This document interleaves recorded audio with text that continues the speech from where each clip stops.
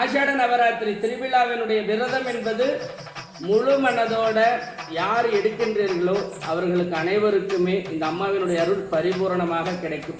அம்பாள் சொன்ன வாக்கு என்னன்னா, முழு மனதோடு விரதம் இருந்து 9 நாட்கள் எனக்கு அபிஷேகம் செய்து வெண்பட்டு தரிசனம், அதாவது வருடத்தில் ஒரு நாள் 9 நொடி வெண்பட்டு தரிசனம் இந்த அன்னை கொடுப்பார்.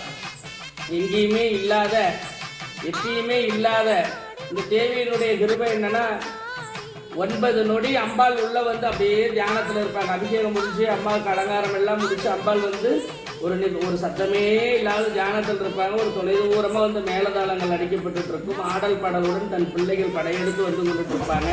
ஆயிரம் சீர்வரிசைகள் வந்து கொண்டிருக்கும். யானைகள், குதிரைகள், பசுமாடுகள் எல்லாம் அதை நோக்கி வந்து ஒரு கிலோமீட்டருக்கு அப்பால்பட்ட வந்துட்டு இருக்கும் பொழுது தன் பக்தர்கள் தன்னை மெய்மறந்து மடிமாலை சொன்னது ஆடலுடன் பாடலுடன் அன்னையினுடைய அருளோடு வருவார்கள்.